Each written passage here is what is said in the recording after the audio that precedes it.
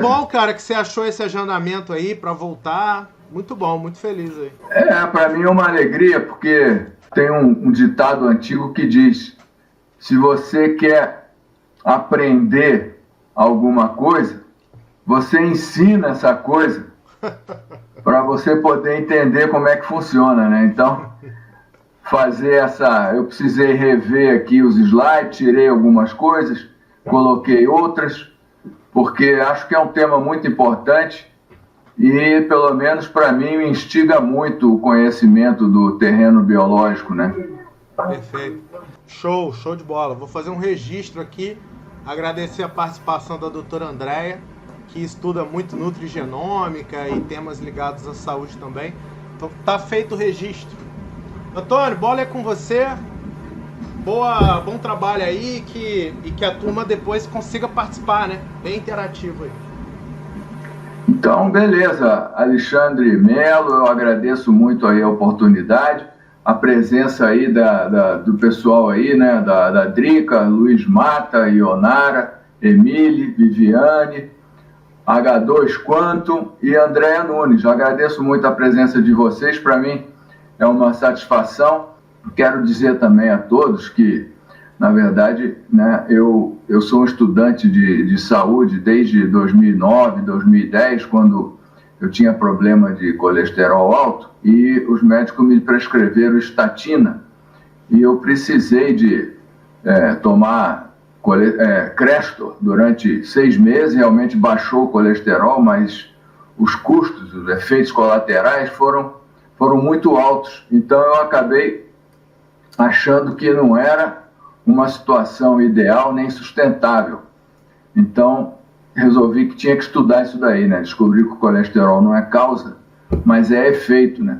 E de lá para cá fiz um curso de nutrição, completei em 2019, mas acima de tudo eu quero dizer para vocês que eu não me apresento aqui, não me considero uma autoridade, mas um pesquisador, um experimentador, né? E estou aqui no sentido de compartilhar as minhas experiências, né? Entendo que o melhor modo da gente poder crescer, a gente está aberto para o diferente, né? Para o novo, para o contraditório, porque é muito difícil, né, a gente ter uma opinião, uma certeza e poder atender a todas as possibilidades que cada caso envolve, né?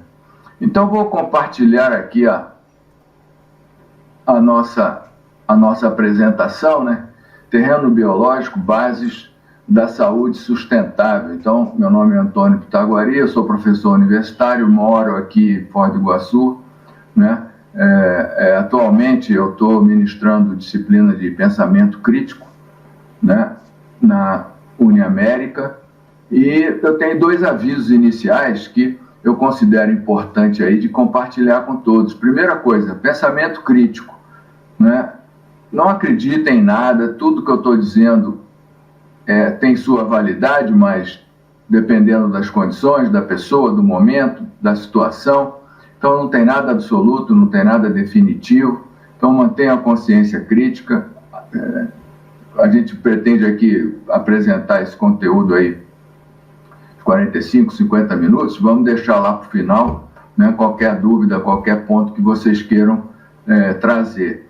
E outra coisa, é controvérsia, né? Se a gente buscar controvérsia, a gente vai encontrar, é muito difícil ter consenso, né? É muito difícil a gente chegar a uma visão comum, né?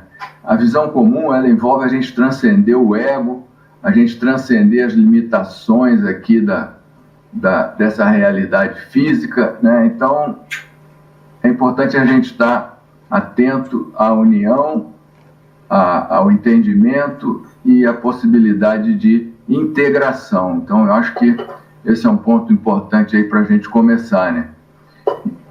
Eu também quero dizer que uma visão universalista, ela é essencial no contexto de a gente entender o ser humano, a nossa vida e a saúde, né? Então, eu tenho essa citação aí do Lao Tse, alguns dizem Lao Tzu, né? Ele tem um livro muito interessante lá, né, de de 81 capítulos, são todos capítulos bem curtos. Ele possivelmente não deixaria nada escrito, né? Ele é contemporâneo de Confúcio, né? Enquanto Confúcio optou pela educação e por ajudar as pessoas, o Lao Tse optou pelo anonimato e por viver, né, isolado, porque ele achava muito difícil a interação com as pessoas, pela falta de entendimento das pessoas, né? Mas aí uma vez um amigo lá, ele foi passar uma fronteira e o amigo falou: cara, você não pode não deixar nada, você tem que deixar alguma coisa. E ele escreveu então 81 capítulos, que é chamado Tao Te Ching, né? E esse capítulo 71 é particularmente importante aqui nesse contexto da nossa apresentação, né? Saber do não saber é sublime. Não saber do saber é doença. Assim, o homem sagrado não adoece por considerar doença a doença. Por isso, não há doença. Então, eu acho de uma profundidade muito grande aí essa citação, né? Porque, na verdade, o estudo do terreno biológico vem nos trazer essa responsabilidade de entender o que ele está dizendo aí. E se a gente entende isso, a gente vai ver que, na verdade, nós somos responsáveis pelos nossos problemas, né? Então, por exemplo, reduzir também essa citação aí do Lao Tse, de novo, quando ele diz, né, quem sabe não fala, quem fala não sabe, né? Essa é uma citação bem interessante. Eu vou explicar assim, não é sempre que isso acontece, mas em que condições isso acontece, num slide aí mais à frente. Mas o que a gente está falando aqui, metacomunicação, que é a comunicação da comunicação, que é a transcendência da comunicação, que é para além da comunicação. Então, muito importante a gente ouvir sem filtros e falar com todos os filtros, né? Quando a pessoa fala com a gente, vamos tentar ouvir o que ela está querendo realmente dizer. E quando a gente fala, a gente precisa usar todos os filtros possíveis para que a nossa mensagem possa ser efetivamente clara para quem está recebendo aquela mensagem. Então, eu tenho aqui esse outro exemplo aqui de ideia, que eu considero também muito rica, né, do Vinícius de Moraes, no Canto de Ossanha, né? O homem que diz dou não dá, porque quem dá mesmo não diz. O homem que diz vou não vai, porque quando foi já não quis. O homem que diz sou não é, porque quem é mesmo é não sou. O homem que diz estou não tá, porque ninguém está quando quer. Então, essa segue mais ou menos a outra linha, essa linha do Lao Tse, né? Da relatividade das nossas comunicações, das nossas percepções, dos nossos posicionamentos, do nosso autoconhecimento, né? Então, o autoconhecimento, eu vejo aí, né, o processo do ego precisa ser transcendido, né? Porque o ego é temporal, é superficial, e eu falei ali da controvérsia, né? E o ego, ele consegue confundir, ele consegue atrapalhar. Então a gente precisa transcender o ego para a gente chegar na condição da nossa essência, né? Então, veja, eu refiz aqui esse slide, né? Eu tenho um blog lá no autonomiaemsaude.net.br, né? E canal no YouTube. Então, não existe heterocura, ninguém cura ninguém. Todo médico, todo psicólogo, todo terapeuta pode ajudar bastante, mas no fim da linha, ao fim do dia, é a própria pessoa que pode ou não curar a si mesma, né? Então, processo de responsabilidade pessoal, né? A doença é a recusa em aceitar a própria realidade, é a recusa, né, em desenvolver a mentalidade correta, é a pessoa ficar restrita e limitada ao próprio ego, né? Então, nesse contexto aí do terreno biológico, a gente precisa de uma nova biologia, e eu pretendo, né, dar exemplos aí do que a gente está dizendo. uma visão universalista. É muito importante a gente ter uma visão, né, de outras culturas. Eu falei da cultura chinesa, vale a pena também a gente falar da cultura indiana. Eu não coloquei em lugar nenhum aqui dessa apresentação, mas eu acho que um dos livros mais interessantes que eu li na minha vida foi a autobiografia de um yogi, do Yogananda, Paramahansa Yogananda. Recomendo a todos, né?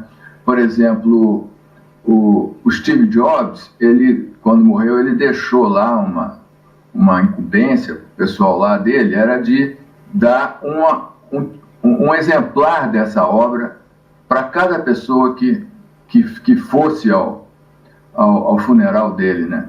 E fora as outras tantas vezes que ele doou esse livro. Não que o Steve Jobs seja algum exemplo de pessoa mais evoluída, mas vale a pena a gente considerar não apenas ele, mas muitas outras pessoas valorizando essa obra, porque é uma obra muito rica.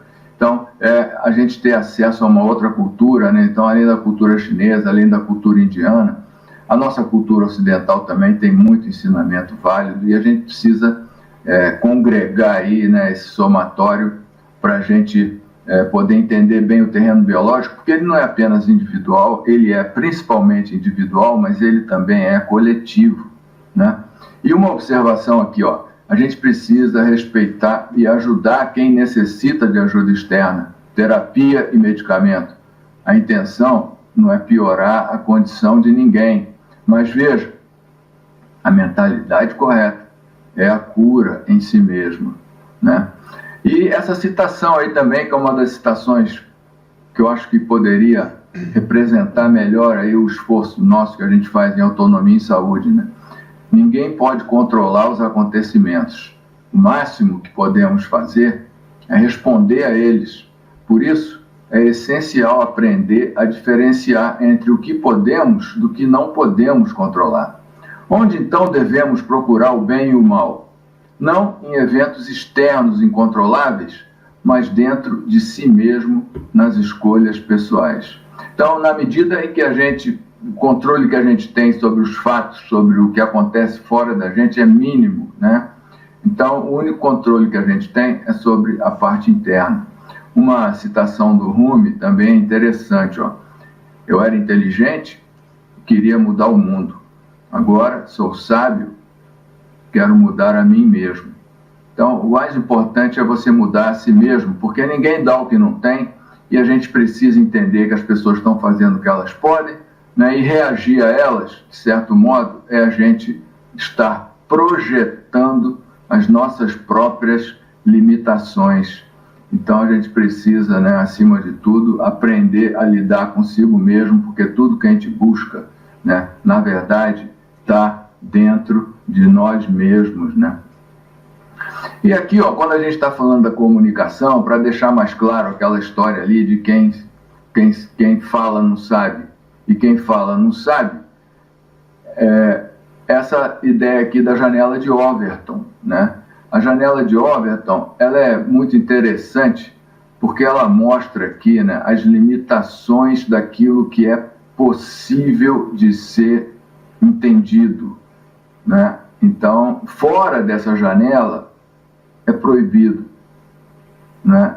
Fora da janela. Então, tudo que é em termos sociais, tudo que é ensinado, tudo que é debatido, tudo que é conversado, está dentro dessa janela. E o que transcende essa janela não pode, é proibido. Então, a gente precisa sair dessa caixinha aí para poder realmente entender como é que as coisas funcionam, né?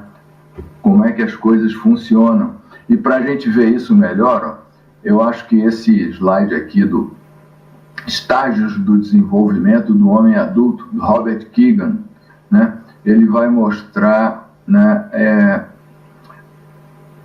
o estágio 3, o estágio 4 e o estágio 5, principalmente, são os que nos interessam aqui, porque o estágio 1 é a infância, o estágio 2, mente imperial, adolescência, mas vamos ver os 3 estágios do adulto, né? O primeiro, o estágio da mente socializada, que abrange em torno de 58% da população. Então, a pessoa está dentro de um grupo e ela está restrita aos valores, às regras e ao que os relacionamentos que ela tem preconizam como válido, real e justo. Então, a mente socializada, a mente que eu tenho é uma mente socializada, não é uma mente própria, né? A mente própria seria o estágio 4, mente de autoria própria.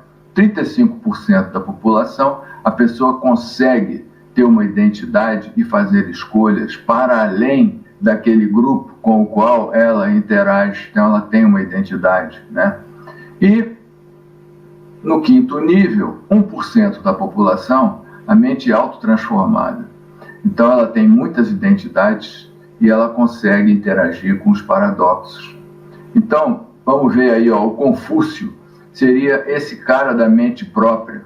O Lao Tse seria o cara da mente autotransformada, porque ele consegue interagir com todos os grupos, mas, veja, uma pessoa como essa não pode querer influenciar, querer falar, querer dizer o que ele sabe, porque cada grupo tem seus valores, tem suas regras, tem suas normas, está dentro de sua determinada bolha, e você vai ter muita dificuldade de conseguir influenciar e de falar e de deixar claro, porque as pessoas, para te entender, vão ter que mudar.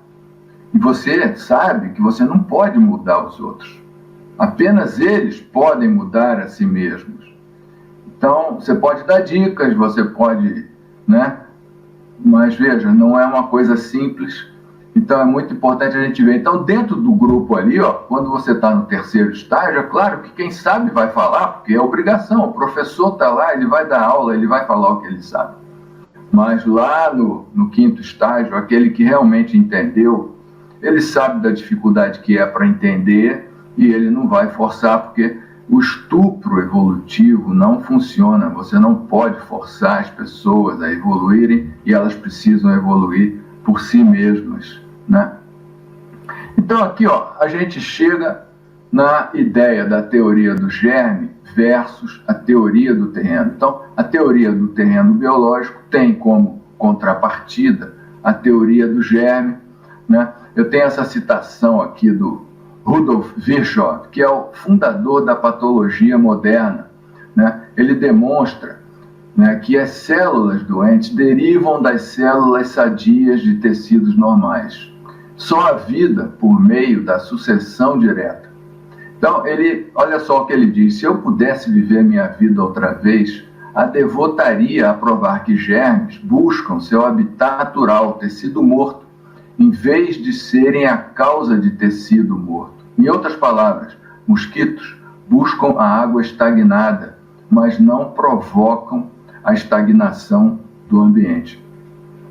Então, eu acho que essa citação aí dá uma abertura interessante para a ideia da teoria do germe, né? A teoria do germe versus a teoria do terreno biológico, que é o nosso foco, né?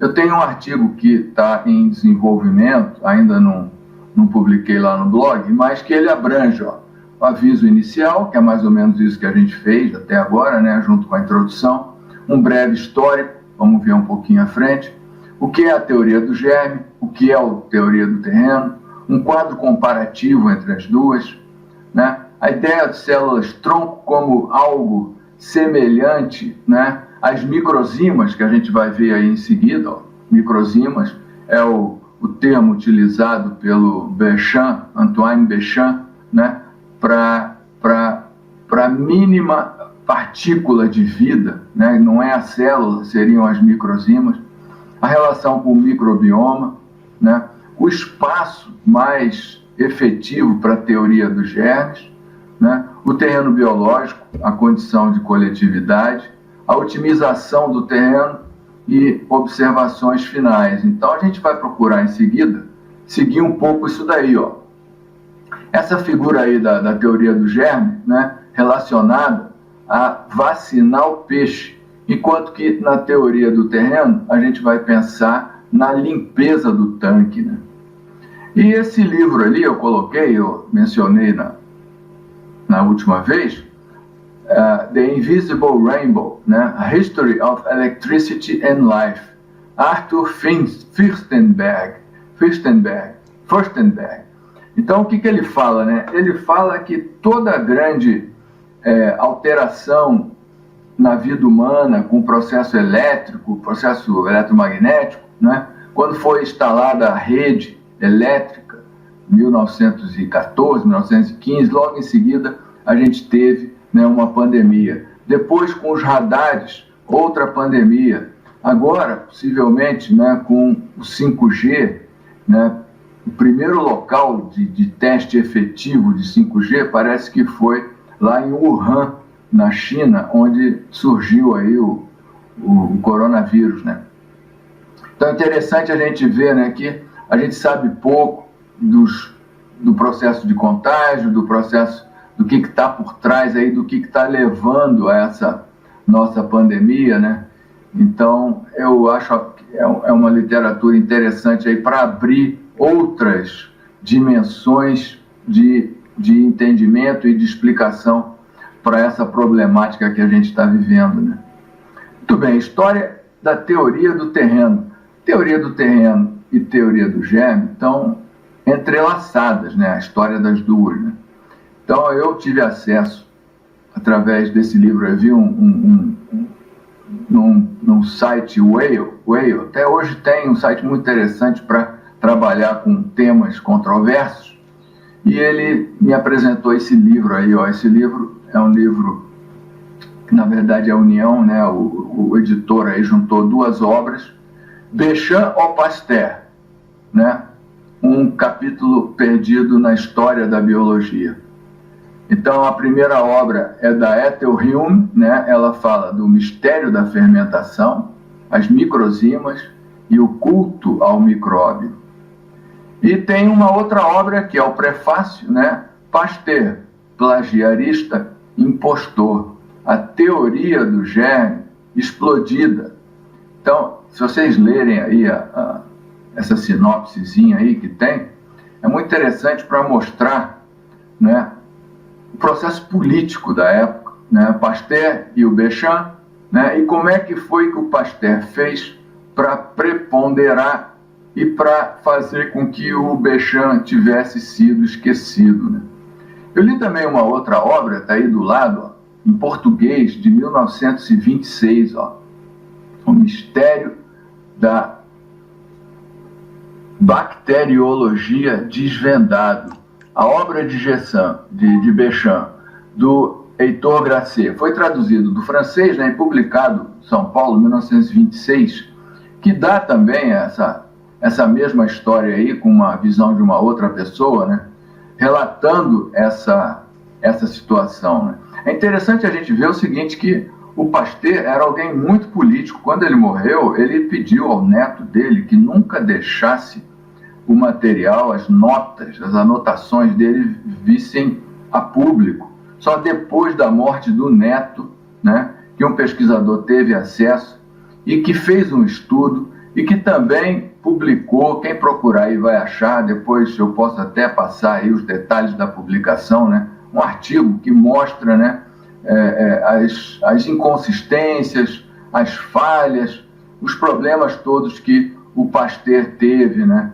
em relação ao trabalho dele, né. Então, Béchamp, Pasteur, né, o Béchamp era o cara bonzinho, o Pasteur era o cara que não era bonzinho, era o mal da história, mas ele era político, e a versão dele venceu, porque é uma versão muito mais financeiramente rentável e que interessa muito mais as pessoas, né?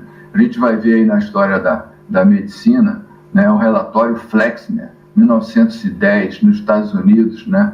O Morgan e o Rockefeller contrataram lá o Abraham Flexner, que passou alguns anos viajando em todas as escolas americanas, escolas de medicina americana, porque na época estava começando uma grande salada de fruta, de linhas alternativas de medicina, e aquilo não era interessante, então eles resolveram padronizar, acabaram com todas as linhas alternativas e estabeleceram, né, a linha alopática, e que predomina até hoje. Na verdade, né, é muito mais rentável financeiramente e interessa muito mais. Então, os currículos médicos todos seguem, né, essa linha, e a linha do terreno biológico é muito pouco enfatizada, buscada, estudada, né?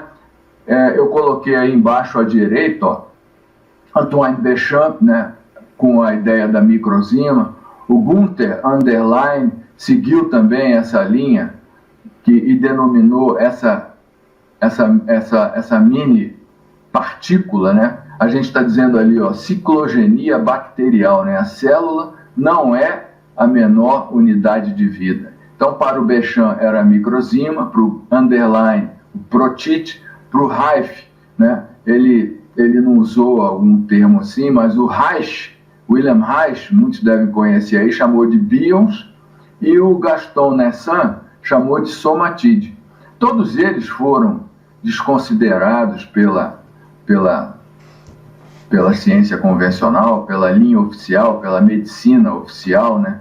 E a gente acompanhou aí, né, como o Reich, por exemplo, foi altamente combatido e criticado, e não se permitiu que ele apresentasse, né, as descobertas, e muita controvérsia. Então não foi possível, né, diante dos interesses dos poderosos, que esse tipo de ideia prevalecesse, né?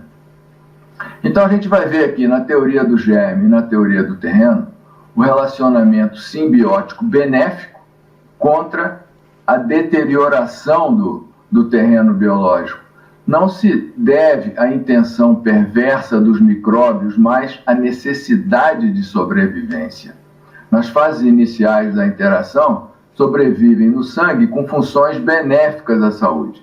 Em casos avançados, abandonam esse papel em busca da preservação, né? Esse artigo aqui, ó, à direita, aí, ó, ao alto, né, To Be or Not to Be, que é do Christopher Bird, daquele livro A Vida Secreta das Plantas, né?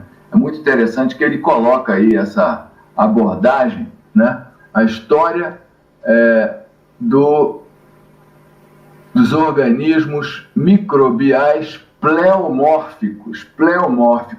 A gente vai falar então em seguida do pleomorfismo, né? Mas antes de chegar lá, eu coloquei aqui uma diferenciação, né? A principal causa da doença é um germe, na teoria do germe. Enquanto que na teoria do terreno, os germes não podem criar infecção ou doença, a menos que as condições do corpo o permitam, né? O Pasteur, em sua pesquisa, cunhou a expressão teoria dos germes, quando demonstrou que micro-organismos, germes no ambiente, se espalham e causam doença. Já na teoria do terreno, o corpo não saudável, com um sistema imunológico fraco e microbioma deficiente, fornece condições favoráveis ou um campo de alimentação adequado para os patógenos se replicarem e causarem doenças. Patógenos, vírus, bactérias, leveduros, fungos, protozoários, entre outros, né? A teoria do germe afirma que a forma, cor e função dos micro-organismos são constantes e as doenças são específicas de determinados micro-organismos. Já na teoria do terreno, o corpo saudável não oferece as condições favoráveis, sendo capaz de resistir aos invasores e permanecer inalterado.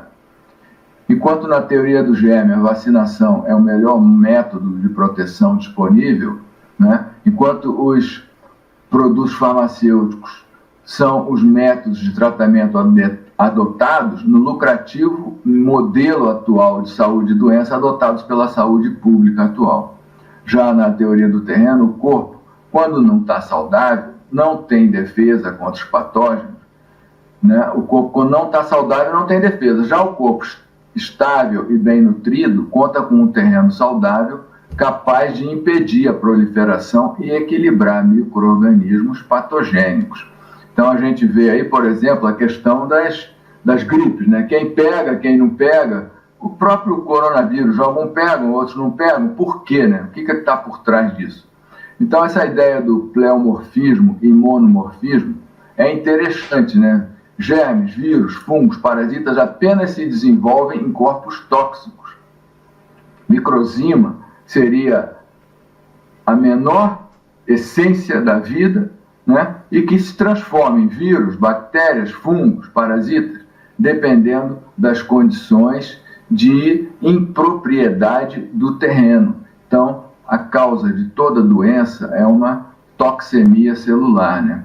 O Claude Bernard, que era contemporâneo lá do Pasteur e do Béchamp, ele dizia: a constância do ambiente interno é a condição da existência livre e independente, né? Então a gente tem aí, como a gente falou, na teoria do germe, o processo da vacina, na teoria do terreno, o processo de limpeza do tanque, né?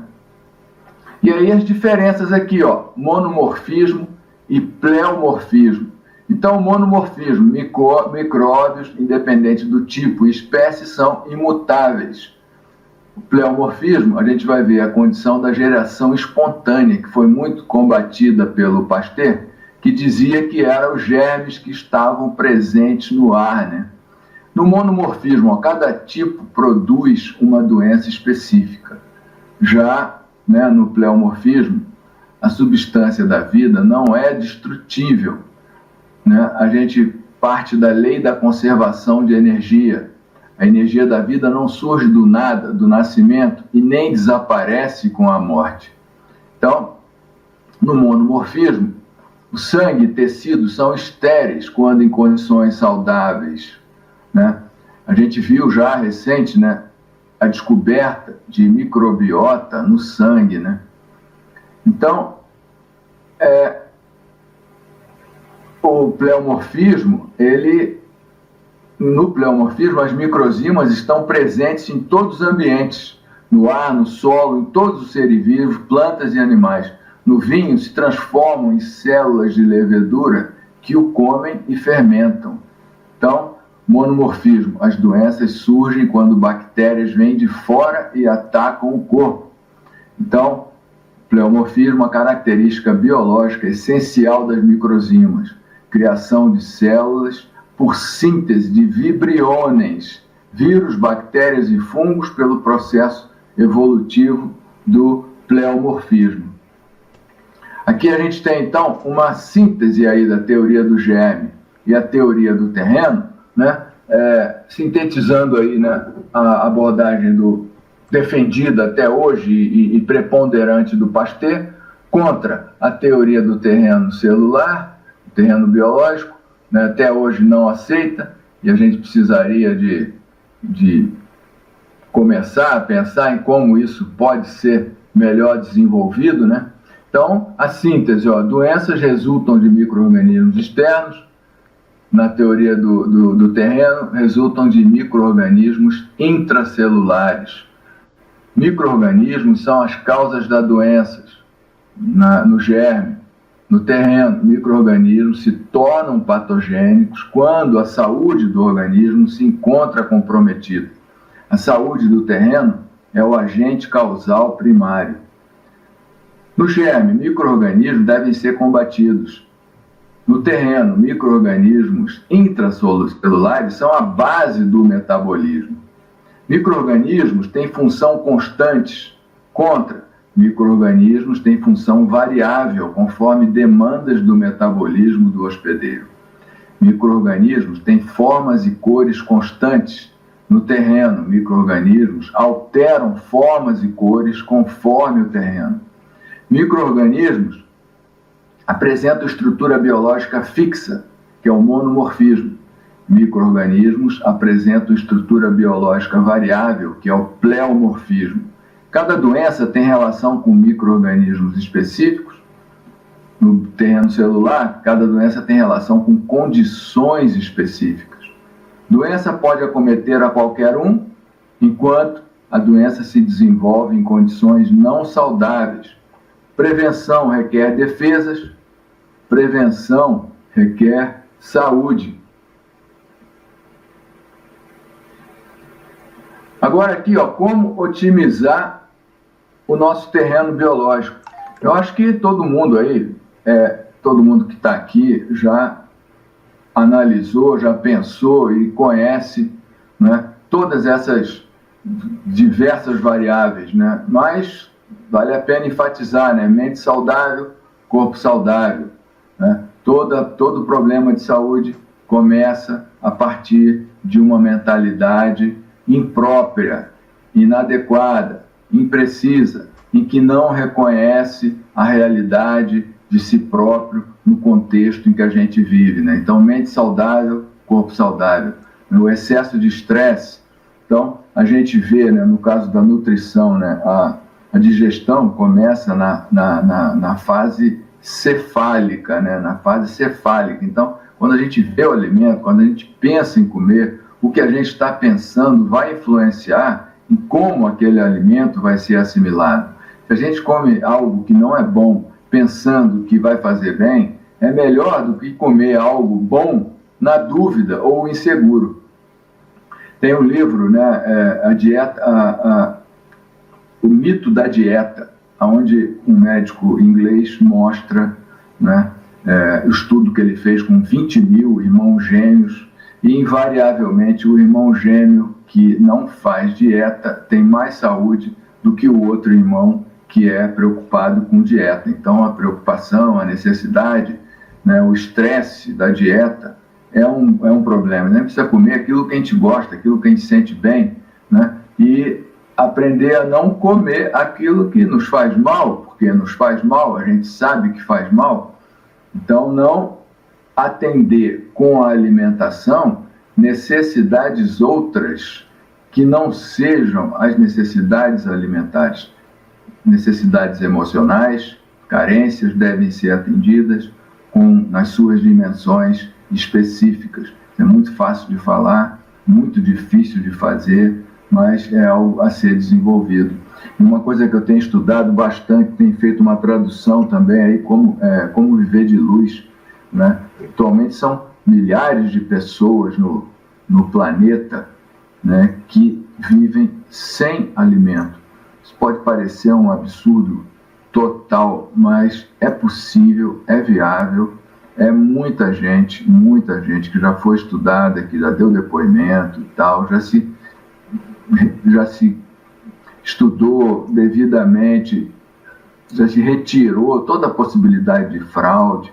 Então, é possível. Esse cara que eu estou traduzindo, ele inclusive fala que ele não quer provar isso para ninguém. Ele, quando está com outras pessoas, ele come, porque, na verdade, a interação entre pessoas, o alimento, é um componente essencial. Então, ele não vai se reunir com os amigos e dizer assim, porque eu não como nada, eu não preciso comer. Vai criar um problema, não é o ideal. Então, ele come. Quando ele está com outras pessoas, um pouquinho, ele come e não chama atenção para o fato dele não precisar comer, porque para que ele vai querer brigar e criar controvérsia? Mas quem está interessado nisso, né, é muito diferente de jejum, porque jejum é você depender de alimento e ficar um período sem comer. Mas você ser respiracionista é você aprender a absorver suas energias em estado sutil, direto do ambiente, sem precisar absorver o alimento, a energia, através do alimento. Então, isso é altamente viável, vale o estudo, vou estar estudando isso mais a fundo, né? Ainda não tenho essa experiência, minha experiência máxima aqui é 4 dias, né, de jejum seco, mas eu quero ter essa experiência um dia na vida, estou estudando isso, estou me preparando, né, para ir aos poucos chegando, né, a conhecer a possibilidade de ter essa experiência. Então, muito importante a alimentação de verdade, comer comida de verdade e evitar comida refinada, né? Movimentação, exercício físico, sol, né, vitamina D direto da fonte, ar livre, natureza, jejum, importante, eu acho que uma das coisas mais importantes que tem é você, né, o processo de comer a cada 3 horas é altamente impróprio. Tem casos, tem pessoas que precisam e que vale a pena comer a cada 3 horas, mas de modo geral, para a população de modo geral, não precisa comer a cada 3 horas. A gente deve, pelo contrário, ficar um período sem comer para poder limpar na autofagia, né, a condição da nossa saúde. Então, vejam aí, respiracionismo é aquilo que eu estava falando aí de não precisar comer, né? Jejum digital também é muito importante, né? Evitar a rede né? Evitar a rede, internet na nossa cabeça o tempo todo. Tem gente que dorme com o celular ligado, não é o ideal. Evitar o campo eletromagnético, né? Eletromagnético, o eletromagnetismo da rede de internet. Cuidar do microbioma como se fosse um jardim, né? Suporte ao sistema imunológico, que é proteger e construir. Estimular é algo complexo, né? Não é o ideal. E principalmente dormir bem, né? Então a síntese aqui, ó. Stephen Jenkinson: vivemos nossa vida como se fosse a aniquilação da vida. Vivemos nossa vida como se a morte fosse a aniquilação da vida. Então, a gente procura estender a vida a todo custo e nessa extensão a gente acaba deixando de viver a vida como ela é, né? Nada é perdido, nada é criado, tudo é transformado. Nada resulta da morte, tudo é fruto da vida. Bechamp. A doutrina da doença específica é o grande refúgio das mentes fracas e instáveis, como as que hoje regem a profissão médica. Não existem doenças específicas, existem condições específicas de doenças. Florence Nightingale, né, é a fundadora da enfermagem. Veja, poxa, 150 anos ela já tinha essa noção de algo que até hoje a gente ainda tem dificuldade de entender, né? E Joseph Campbell: a vida vive da vida. Esse é o sentido do símbolo Ouroboros, a serpente mordendo o próprio rabo. Tudo que vive, vive da morte de outro ser. Seu próprio corpo será alimento para algum tipo de vida. Negar tais fatos é negar a vida. A morte é um ato de doação. Então, volto lá para primeiro, ó. Viver a vida como se a morte fosse essencial e não como se a morte fosse algo a ser evitado. Importante, né, para muitos é estender o máximo possível, e essa extensão acaba eliminando da pessoa a experiência e a importância do que seria a nossa morte, né? E para a gente concluir aqui, ó, reconhecer o ego em sua dimensão de separação.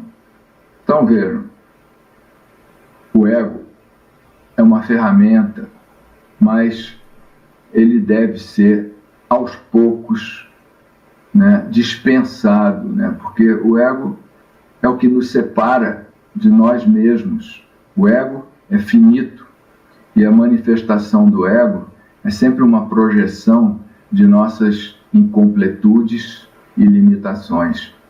Reconhecer o ego. Aí, como é que a gente vai reconhecer o ego? Identificar, confiar em nossa essência e a dimensão de união.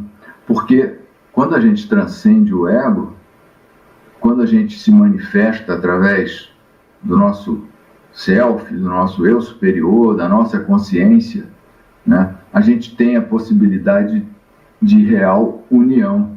O ego separa, a essência une, né? Em vez de a gente projetar, a gente estende uma manifestação, em vez de projeção das limitações, uma manifestação de extensão e de união da nossa essência, que é parte e que está presente em todos os demais, em todas as pessoas.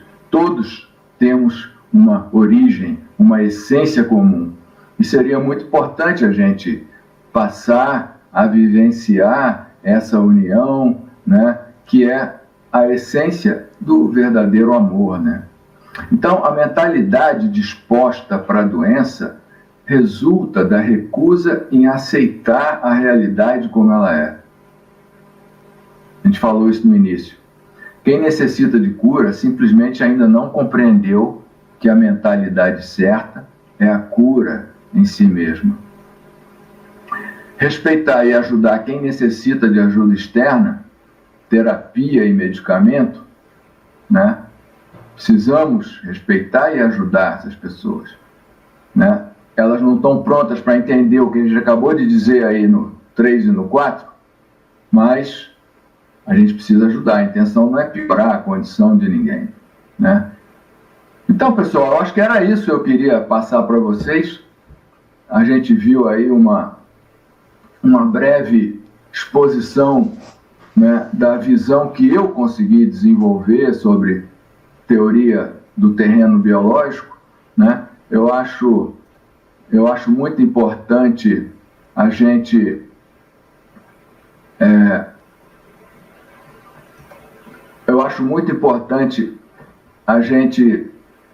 assumir essa responsabilidade, né? Eu tenho que conhecer quem eu sou, o que eu faço e por que eu faço.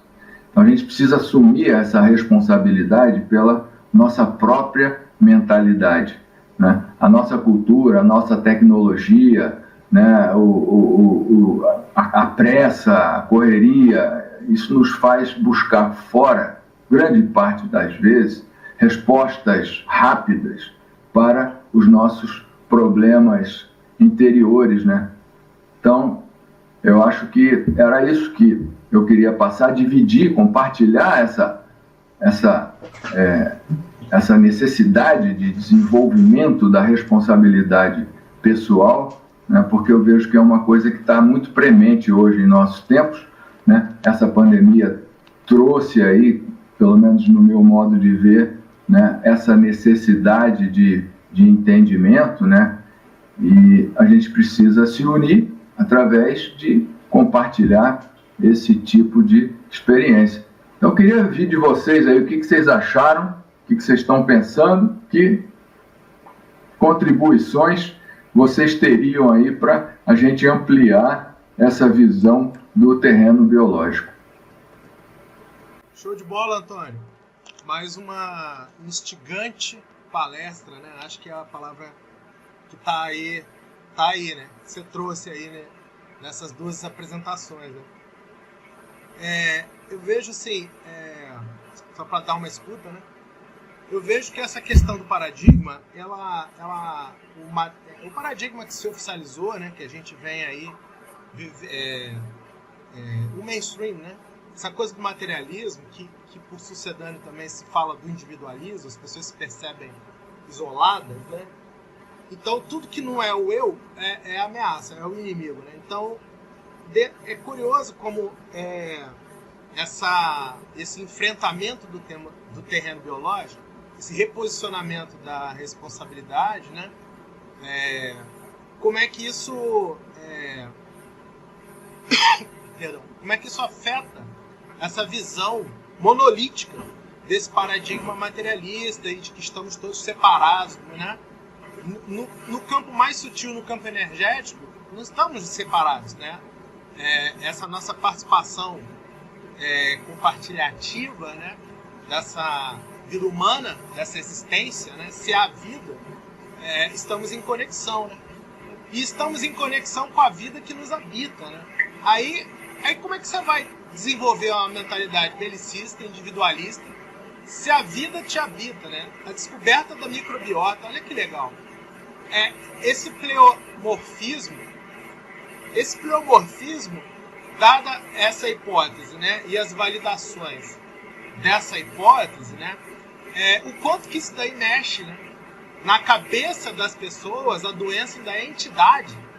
Ainda está, né? Você falou, tem muita gente que está nessa fase e ainda precisa de ajuda. Mas a maior parte das pessoas ainda vive a doença como entidade, algo externo. É o belicismo, é aquilo que está vindo de fora, é aquilo que vai invadir o nosso reino, né?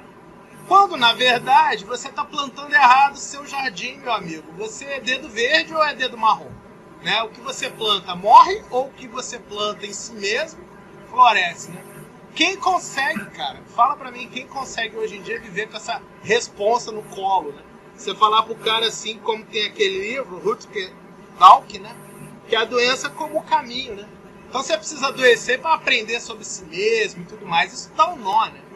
Então, como que a limitação do paradigma interfere na limitação das teorias, nas proposições, né? Afora o interesse, como você disse, né? Social, político e tudo mais. O que me choca é essa popularização, né? Dessas teorias e tudo mais, e a aderência das pessoas, porque elas mesmas se percebem como vítima. ao invés de se perceber como protagonista, se reposicionando. Então, acho que o assunto terreno biológico, na pior das hipóteses, no mínimo múltiplo comum aí do que ele oferece, é fazer pensar sobre a responsabilidade, a autonomia, que na verdade esse nome vem da autorreferência, né? O que você consegue fazer por você mesmo, né? Para o seu bem-estar, para a sua saúde. Onde você está errando, né? Então, cara, ao invés de consultar o oráculo, né? Então, essas questões todas, Antônio, é óbvio que elas são profundas, merecem, né? Uma tese, merecem um... Mas o problema é cada um, né? Como cada um percebe isso, como isso repercute em cada um, né? E o que faz cada um pensar, né? Queria trazer só essas questões aí. Excelente sua contribuição, né? No sentido de, como você falou aí do paradigma, né? E realmente, cara, as pessoas estão buscando fora, né? Aquilo que deve ser encontrado dentro de si mesmo. Mas hoje existe uma realidade diferente, em transformação, né? A frequência está se sutilizando, os problemas estão ficando mais aparentes, né? A intensidade dos conflitos está ampliando, os antagonismos estão sendo muito ampliados. Então, eu acho que cada vez mais a gente vai ver pessoas, né, em busca desse tipo de informação, porque é, na verdade, aquela solução mais definitiva, né? E como a gente falou lá atrás ali no modelo de estágio de desenvolvimento humano do Robert Keegan, né? A mente socializada, a mente própria e a mente autotransformada. Então, mais do que nunca, a gente precisa dar o nosso exemplo de compreensão, de busca, de autoconsciência, autodesenvolvimento, autoaperfeiçoamento, porque a melhor educação é o exemplo, né? Não é exatamente o que a gente fala, mas é o que a gente faz. Então, por isso que eu também falei da metacomunicação lá no início, né? Eu não me apresento como uma autoridade, mas como um companheiro, como alguém que também está buscando, né? Que também tem seus problemas e que está buscando união no sentido da gente poder se ajudar em termos de uma ajuda efetiva. E não de um processo de crítica, de cancelamento, de recusa em aceitar os outros. Então, eu acho que a gente precisa transcender essa coisa de uma verdade narcisística, né? Eu sei e você não sabe. Eu estou certo e você está errado. Então, na verdade, não tem ninguém totalmente certo, nem ninguém totalmente errado, né? Todo mundo tem condições de se ajudar nesse momento, desde que a gente se abra, né, para essa união e para essa interação. Queria fazer 2 registros, Antônio. Que esse tema, que agora está intercalado de uma semana, né, desde a outra palestra para hoje, o tanto que ele movimentou a comunidade, ainda que as pessoas não tenham uma perfeita noção sobre isso, mas nos bastidores, para mim, né, que estou mais presente, ficou muito claro isso daí, tá? Até a participação de pessoas nos grupos, o rigor dos comentários, a qualidade dos comentários, o tanto que demandou de gestão, né, de ambiente, de moderação, esses últimos 3 dias aí foi uma absurdidade, né? Então, em termos de moderação, para ajustar algumas questões de metacor da comunidade, fluir a comunicação e sem, né, alguns exageros, o tanto que esse tema autonomia mexeu. Então, esse registro é importante para você saber, né, do grau de importância que tem e como é que isso está. Outro registro também é a presença do Dr. Raul, que é gastro.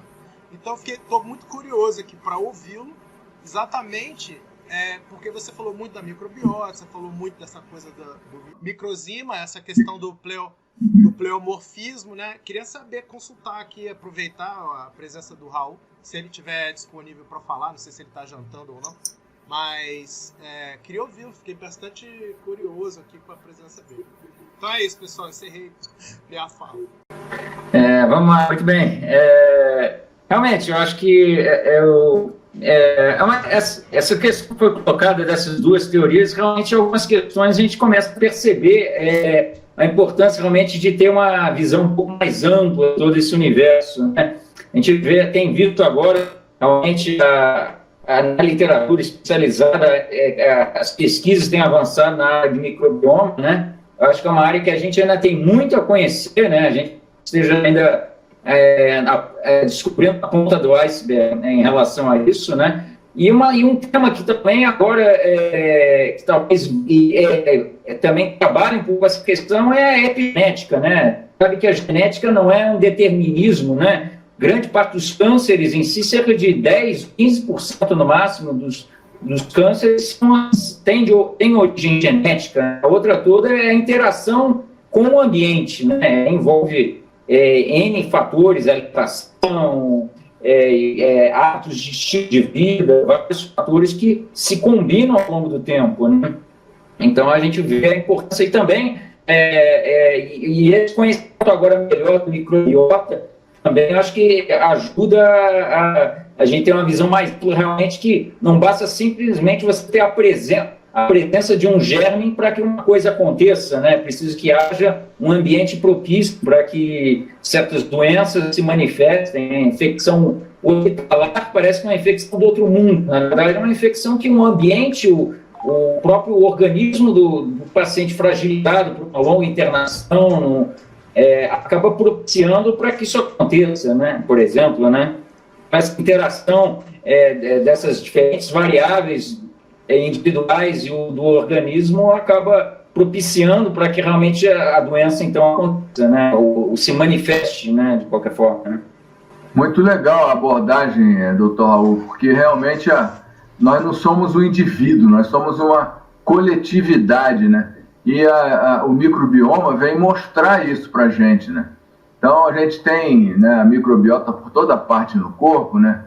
E essa microbiota a gente deve cuidar como se fosse um jardim, né? Se tirar a microbiota toda de uma pessoa, ela não consegue resistir, porque a microbiota nos facilita imensamente a nossa manifestação como seres humanos. Então, nós somos uma coletividade, fazemos parte de uma coletividade, e esse terreno biológico envolve a microbiota, o microbioma, e esse terreno biológico não é apenas individual, mas, em primeiro lugar, a família com quem a gente convive, o ambiente que a gente compartilha, né? Então, todos estamos nessa condição, e é muito importante a gente estar atento para isso e pensar em cima, né, dessa responsabilidade, né, que o nosso pensamento, que a nossa mentalidade tem, né, não apenas sobre o nosso ser, né, individual, mas também sobre o ambiente onde a gente convive, né? Então, a gente precisa, né, ter uma consciência maior, né, do nosso potencial. Isso eu acho que é um dos ensinamentos mais importantes, né, no sentido de o conhecimento do nosso potencial, né, e a capacidade de se apoiar em si mesmo, nas próprias pernas, e não ficar buscando respostas e soluções externas, rápidas e prontas, né? Então, a gente precisa aprender a desenvolver as nossas próprias soluções internas, né? E o controle da atenção é algo essencial, né? A atenção, aonde a gente dedica a nossa atenção. Tudo que a gente produz depende da nossa atenção. Então, a gente precisa, né, aprender a desenvolver essa atenção, a estender essa atenção, porque é a extensão da atenção que vai promover o resultado que a gente vive. A nossa saúde deriva, então, da mentalidade correta através da atenção dirigida, concentrada, atenta, responsável e assim por diante. Quem gostaria também aí de complementar ou trazer um depoimento? Hoje a gente falou pouco sobre mudança de hábito, né, Antônio? Mas mudança de hábito é algo chave, né, dentro da salutogenia. falamos de responsabilidade, falamos sobre autoconhecimento, né? Mas estou trazendo mudança de hábito porque há uma diferença, né, entre teoria e prática. Né? Há uma diferença.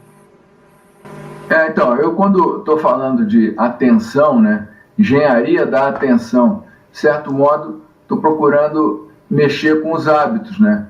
Porque a gente ter atenção é uma coisa muito importante, né? Aonde a gente presta atenção, aonde a gente foca a nossa atenção, o que a gente está fazendo, né? Então, a gente vai ver por aí a responsabilidade que a gente tem, né? De, por exemplo, eu chamei aí de jejum digital, né? A gente está o tempo inteiro mexendo no celular, a gente está mexendo no computador, a gente está recebendo mensagem. Então, seria muito interessante a gente ter a hora de fazer isso, mas ter também a hora de estar inacessível, de você se dedicar aos seus exercícios de concentração, de meditação, né? Seus exercícios de reflexão interior, de você pensar em você, nos seus problemas, no que você está vivendo, né? O processo do estudo, o processo do conhecimento, né? Você precisa de rever, você precisa de consolidar. Então, a atenção no processo de identificação, de seleção, de registro, de análise, de revisão e de consolidação. Então, são questões, pelo menos no meu caso, eu estou, né, nesse momento, procurando, é muito registro, é muito estudo, e a gente precisa, de algum modo, organizar todos esses estudos no sentido de você criar dentro de você uma base de apoio. E essa base de apoio, ela não é teórica, ela depende dos exercícios que você faz, né, de autoobservação dos seus pensamentos, dos seus sentimentos, né, e de você aprender a se desidentificar do seu ego. Então, processo de não reagir, né, até que ponto você reage, até que ponto que você se aborrece, até que ponto que, né, você se entristece, por que motivos, de onde vem. Então, o processo de autoinvestigação, de autopesquisa, de autoestudo, né, nos leva a, não por motivações externas, mas por motivações internas, no aperfeiçoamento dos nossos hábitos, né? Então, a gente muda o hábito não por uma força externa, mas por uma maturidade do seu autoconhecimento, por uma maturidade da sua responsabilidade. Você sabe que as soluções não estão fora, mas estão dentro de você, né? Então, a gente ter essa, pelo menos é a minha experiência, né, que eu estou buscando compartilhar, no sentido de a gente conseguir ter uma qualificação do nosso terreno biológico, o que, em outras palavras, é uma manifestação mais qualificada da nossa condição humana. Uma outra questão também que acho que me chamou muita atenção em meio a essa pandemia, né? Eu não sou pneumologista, né? Mas eu fiquei praticamente um ano, de alguma forma, ajudando numa enfermaria de guarda, né? Pacientes sem enfermaria, que não, ou que está primeiro tem tempo e depois iriam de alta. Mas uma coisa que me chamou muita atenção, que essa pandemia tenha criado um ambiente para que as pessoas também, de alguma forma, reflitam, né? E uma coisa que me chamou muita atenção, os pacientes que ficavam no quarto, em isolamento, a dificuldade que elas tinham de ficar sozinhas em si mesmos, de vivenciar não podia naquele momento, claro, só através de celular, ou, às vezes, né, de viver o momento em si mesmo, né, do isolamento que a pandemia impôs naquele momento. O paciente estava internado com uso de oxigênio, as medidas de suporte implementadas, né, que isso era uma dificuldade, às vezes, que muitos viram realmente de lidar com essa situação em si, né, a pandemia acabou impondo, né, em si. Então, a questão da importância de meditar, são questões que a gente acaba não trabalhando muito ao longo da vida, né, deixa as coisas correrem, a gente também não tem essa visão de de também saber viver essa solidão, esses momentos de maneira produtiva, né, de alguma forma, né? É bem interessante isso, Raul, porque a gente não foi educado para esse processo de olhar e de olhar para dentro de si, né? Nossa educação, a nossa correria do mundo atual nos condiciona a ir buscar fora e, de certo modo, né, essa sua observação, eu também percebo isso, de certo modo, uma grande massa, né, da população está buscando fora e está condicionado a buscar fora, e quando se vê, né, de frente para a realidade de si próprio, quando se vê com esse problema de saúde, então tem uma dificuldade muito grande de olhar para dentro de si, porque não foi educada, não foi treinada, não foi, né, orientada para isso, né? Então seria muito importante que, né, a gente começasse, de certo modo, a divulgar, a disseminar, a compartilhar esse tipo de coisa, né, ajudando as pessoas a poderem ter essa visão, né, do que é, na verdade, a nossa própria realidade, né? Raul, eu não quero perder a oportunidade e vou deixar o convite aqui a você, tá? Que sempre tem contribuído com a comunidade, né? E principalmente uma racionalidade generosa, né? Não sei como é que eu posso definir isso, né?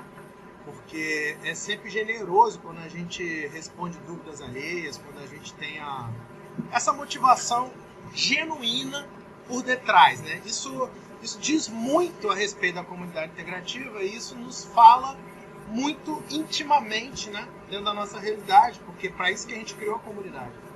Então sinta-se convidado, tá bom?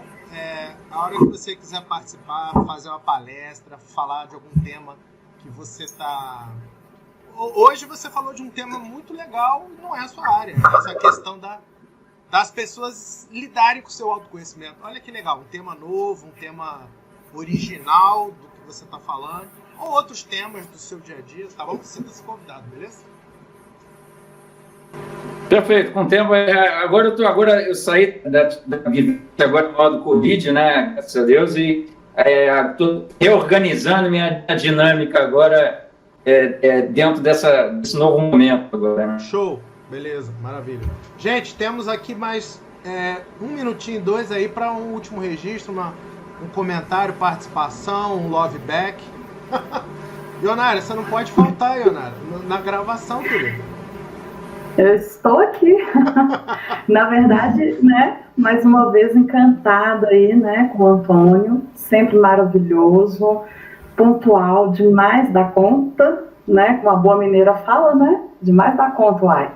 Gostei muito, assim, demais mesmo da palestra, foi uma coisa, assim, muito enriquecedora, até mesmo, né, porque eu sou bióloga também, sou professora, sou bióloga, hoje eu faço enfermagem, e, assim, tudo o que você falou, o que mais realmente me chama a atenção, né, é a questão do ego, do autoconhecimento, o famoso pertencimento, esse eu comigo mesmo, né, que isso é muito complicado, né, quando a gente está aí nessa confusão não só de pandemia, mas você mesmo se conhecer e você ser protagonista da sua cura.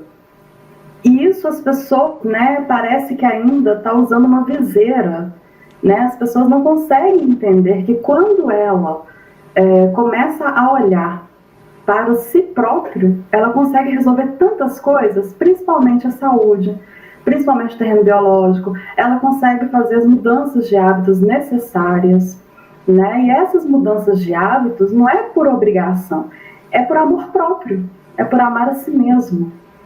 E assim, eu fico encantada com você toda vez, né? Segunda vez que eu te vejo falando, assim, eu fico encantada com tanta informação e tanta generosidade nas suas palavras. Eu só posso, né, falar gratidão aí por você mais uma vez estar aí contribuindo aí conosco, e que assim seja sempre, né, e que o universo sempre te traga coisas muito boas. Gratidão. Isso é um volte sempre, viu, Antônio? Poxa, lindas palavras, muito bom, Ionara, eu que te agradeço aí por esse reconhecimento e que nos estimula ainda mais a continuar trabalhando, e vamos trabalhar junto. É isso aí, Melo, tamo junto, vamos vamos continuar, né? Vamos fazer outra apresentação aí mais à frente. A minha grande vontade, inclusive eu tenho falado sempre aí com o Melo, né? É um processo de grupo, né? Para a gente poder compartilhar, viver junto, trabalhar junto. E, poxa, porque sozinho a gente produz muito pouco. E hoje em dia, né? Até mesmo aqui, onde eu moro, aqui na Cognópolis e tal, as pessoas estão, diante dessa pandemia, um pouco isoladas, distantes, né? Então, eu acho que um grupo e trabalhar junto e pensar numa comunidade intencional é o grande sonho que eu tenho, né? A gente juntos poder produzir o nosso próprio alimento, que hoje em dia a gente não sabe de nada, né? Alimento, rede eletromagnética, essas torres 5G. Estou olhando aqui, a gente fez um observatório lá em cima para poder olhar o céu, e estou vendo ali que surgiu uma torre nova. Já estou achando que é torre de 5G. Então a gente precisa estar atento aí para o que está acontecendo, né? 5G já chegou em Foz, cara? Eu tô vendo uma torre diferente aqui, tô na dúvida o que é aquilo. Ô, Antônio, vamos voltar a esse assunto aí, porque é bola da vez aqui na comunidade, tá? O foco de salutogenia, como você falou, tem esse desdobramento coletivo do morar bem, do viver bem também, tá? Vamos voltar nisso daí. Beleza. Gente, beleza. Quer falar mais? Complemento. Não, eu só queria agradecer você, ao grupo aí, a Ionara, né, ao Raul, agradecer pela manifestação, pela presença, pelo compartilhamento aí de ideias. Estamos juntos e nos vemos brevemente, com certeza. Perfeito. Gente, agradecendo a presença de todos, dizer que foi um prazer, né? A comunidade integrativa, ela não encerra as atividades sobre terreno biológico aqui, né? A gente conta muito com os admins dos grupos, né? São vários grupos pesquisando o tema. Eles, conforme avançam suas pesquisas, vão trazer depoimentos também, e a gente também conta com os profissionais de saúde. Então, à medida que os profissionais vão se sentindo à vontade, a pesquisa está qualificada, querem trazer, gente, é um passinho só, é só procurar os admins, a gente abre espaço com o maior prazer, porque isso está trazendo benefício para todos, né? Está revertendo em nome da comunidade.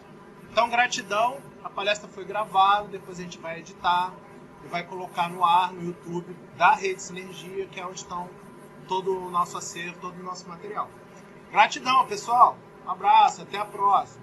Valeu, Antônio. Beleza, obrigado a todos.